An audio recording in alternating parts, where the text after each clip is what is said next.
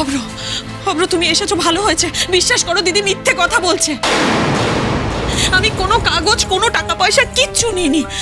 তোমরা সবাই মিলে ঘরটা খুঁজে দেখে নাও, তাহলেই তো বুঝতে পারবে এই ঘরে কিচ্ছু পাওয়া যাবে না। আরে বাবা, সরিয়ে থাকলে পাবে কি করে রাধা? তুমি এত কনফিডেন্টলি বলছো, তার মানে তো তুমি ডকুমেন্টটা সরিয়েছো, ডেফিনেটলি সরিয়েছো। মিথ্যে কথা, একদম মিথ্যে কথা। আমি কোনো কাগজ নিইনি তো সরাবো কি? তুমি অস্বীকার করছো কারণ তুমি ফড়িংকে ভয় পাও। নির্মল কাগজটা দিয়েছে, টাকাটা দিয়েছে জানলে ফড়িং ওটাকে রিফিউজ করতে বলবে। তুমি টাকার লোভ সামলাতে পারছো না, তাই জন্য অস্বীকার করছো। কিন্তু অস্বীকার করে কি লাভ? এরকম একটা বিষয়কে কি অস্বীকার করে যায় দাদা? কি জাতা কথা বলছো দিদি? আমার যদি নেওয়ার হতো তাহলে তো আমি অনেক আগেই নির্মলদার থেকে অনেক কিছু নিতে পারতাম। আমি আইনের সাহায্য পর্যন্ত নিতে পারতাম। আর ফড়িং কি বলবে? আমি তো নিজেই কোনোদিনও কোনো রকম সাহায্য নির্মলদার থেকে নিইনি, কোনো সম্পর্কই রাখতে চাইনি। কেন তুমি মিথ্যে বদনাম দিচ্ছ? আমি না বুঝতে পারছি না মানু, ওই এই মেয়েটাকে বদনাম করে আমার কি লাভ বলতো? যদি বদনাম করতে নাই চাইতিস তাহলে সবার সামনে মাকে কাগজটা কেন দিস রে পুপু মামি?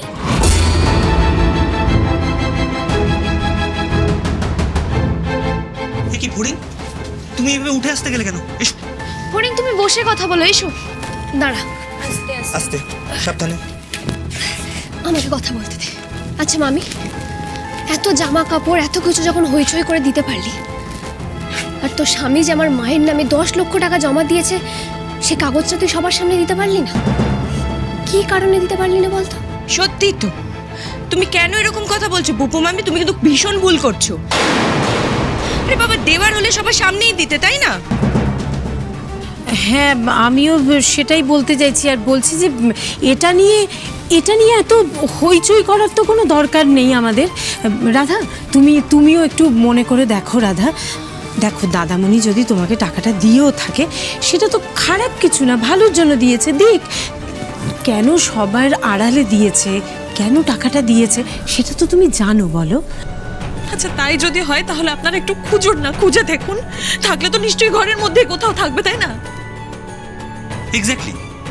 পুপু মামি যদি কাগজটা না দিয়ে থাকে, রাধা আন্টি যদি কাগজটা না নিয়ে থাকে, তাহলে তো এই ঘরে আর থাকবে না কাগজটা। আমি তো সেটাই তখন থেকে বলছি। তোমরা অমৃতা, মন্দিরা, তোমরা সবাই মিলে একটু খুঁজে দেখো না কোথায় আছে। তুই খুব বোকা রে মা, তুই বুঝতে পারছিস না ওদের খেলাটা। এসব কি বলছিস তুই ফড়িং? তোরও মনে হয় আমি ওই কাগজটা নিয়েছি? ফড়িং, আমি সত্যি বলছি, এই ঘরে কোনো কাগজ নেই, এখানে কিচ্ছু পাওয়া যাবে না। তুই খুব সরল মা, খুব সরল, তাই তুই বুঝতে পারছিস না যে এখানে কি খেলা চলছে। নাহলে তুই বল না, হঠাৎ করে ওই মহিলা এসে এমনি এমনি কথাগুলো বলছে কোনো কারণ ছাড়া? হ্যাঁ, তোর কি মনে হয় হঠাৎ পুজোর সময় এসে এতগুলো জামা কাপড় উপহার দেয় এগুলো এমনি এমনি? তুই হয়তো বুঝতেই পারিসনি, তোকে শাড়ি দেওয়ার নাম করে এ ঘরে ঢুকে ও তোর চোখের আড়ালেই কাগজটা এ ঘরে রেখে গেছে মা।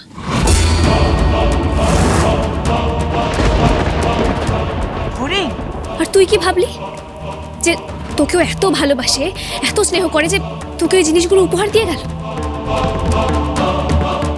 না মা, ও এত আত্মবিশ্বাস নিয়ে কথাগুলো বলছে কারণ ও জানে যে তুই কিচ্ছু টের পাসনি, তুই কিচ্ছু জানিস না।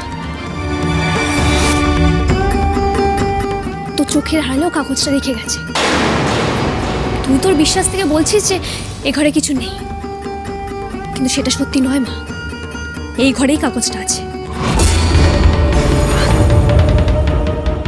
ব্যাংবাবু, ওর দিদি, মেজ দিদি, তোমরা সবাই কাগজটা খুঁজে দেখো।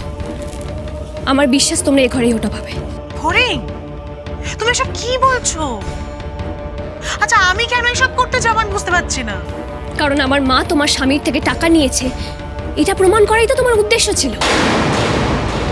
মা মেয়ের মধ্যে ঝামেলা বাঁধাতে চাইছিলে।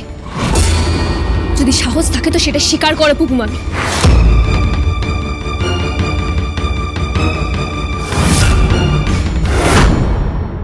কি হলো? হ্যাঁ, সব চুপচাপ বসে কেন?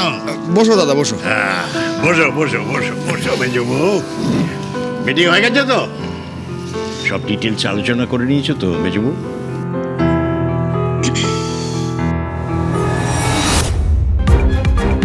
কি ব্যাপারটা কি কি হয়েছে মেজবু? তোমার কি মেজাজটা আবার খারাপ হয়েছে নাকি? কি হয়েছে? আর বলো না বড়দা, পুজোর মিটিং করছিলাম, তোমার কথা অনুযায়ী সবাইকে দায়িত্ব ভাগ করছিলাম। হিসেব নিকেশ করার সময় হঠাৎ ওরা ওইদিকে চলে গেল। আমি তো কিছু বুঝতে পারছি না। মিটিং শেষ না করে সবাই এদিক থেকে ওদিকে চলে গেল, মানেটা কি? দাঁড়া দাঁড়া, আবার কারোর সঙ্গে কারো অশান্তি টশান্তি বাঁধলো নাকি?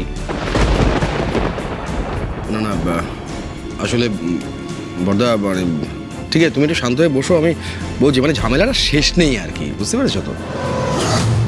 তাই ভাবলাম যে পুজোর কটা দিন একটু হই হই করে আনন্দ করব, তার আগে সমস্ত আয়োজন হবে। বাড়িতে কারো একটা নজর লেগেছে, একটার পর একটা অশান্তি লেগেই আছে, আমার আর ভালো লাগছে না। বাড়িতে থাকতে আর ইচ্ছে করছে না, আমার খালি মনে হচ্ছে আমি চলে যাই, অন্য কোথাও চলে যাই, তাহলে আমার জ্বালাটা একটু যদি শুরু হয়ে। মা প্লিজ তুমি থামো না একটু, যেটাই তো সবে এলো, একটু বসতে দাও। তোমার একার বিরক্ত লাগছে এরকমটা তো না, আমাদেরও তো বিরক্ত লাগছে। এই যে ওভার রিয়াক্ট করো না বেশি, এই জন্য শরীরটা কিন্তু খারাপ করে। তুই চুপ করবি? আমি ওভার রিঅ্যাক্ট করছি? বাড়িতে একটার পর একটা অস্বাভাবিক ঘটনা ঘটে যাচ্ছে, আর আমি স্বাভাবিক হয়ে বসে থাকবো, তাই তো? আমি বসবো না এখানে। দাদা, আমি না বসতে পারছি না এখানে, আমি পারছি না বসতে। আরে কি মুশকিল, আমি কি তুই চুপ করবি? আচ্ছা আমি তো ভালো, আমি না কিছু বলবো না এবার থেকে, আমি কিন্তু ভালোর জন্য বলেছিলাম। অদ্ভুত। আচ্ছা কি হয়েছে আমাকে তোরা বল অন্তত। মেজু বউয়ের না হয় মেজাজ গরম হলে মাথা ঠিক থাকে না, তোরা তো বলবি কি হয়েছে, বল না। কি আবার হবে, সকালবেলা ওই পুপু বৌদি বাড়িতে এসে হাজির।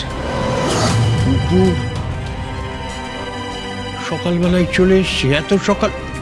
না না, এই তো কালকেই এলো ওই জামা কাপড় টামা কাপড় দিতে, আবার আজকে এত সকালে কেন?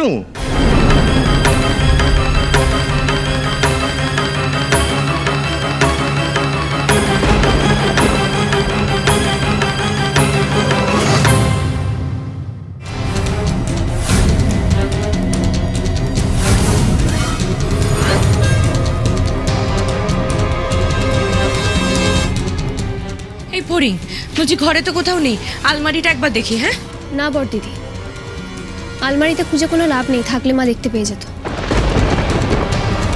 ওই মহিলা আলমারি খোলার সুযোগই পায়নি। ফরিং, তুমি কিন্তু আমার লিমিট ক্রস করছো। ভয় দেখাস না, আমি না তোদের ভয় পাই না। মা তুই ঠিক করে ভেবে বলতো, পুপু আমি তোকে ঠিক কোন জায়গায় শাড়িটা দিয়েছিল? আমি তোকে বলছি দাঁড়া, এই দেখ আমি এখানটাতে বসেছিলাম, আর দিদি এখানে বসেছিল, এখানে বসে আমার শাড়িটা দিয়েছে। ব্যাংকবাবু একটু আশেপাশের জায়গাগুলো খুঁজে দেখো না।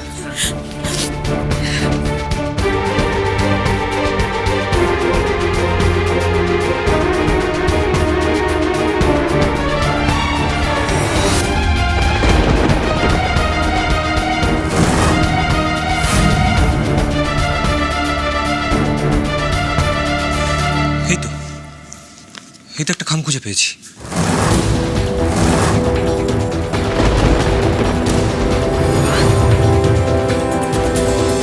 আমি তো বলেইছিলাম। ব্যাংকবাবু এটা খুলে দেখতো, এটাই কি সেই খাম যেটা পুপু আমি দিয়ে গেছিল?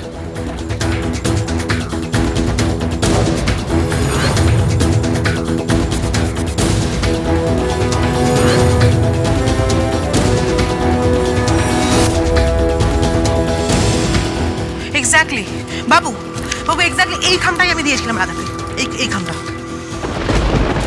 মিললো আমার কথা মা?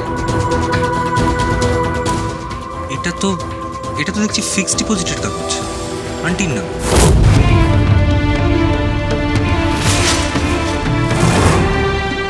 এই কাগজটা এখানে কোত্থেকে এলো? অব্র, বিশ্বাস করো আমি কোনো কাগজ নিইনি। ভগবান, এরকম একটা ঘটনা ঘটার আগে আমার মরণ হলো না কেন?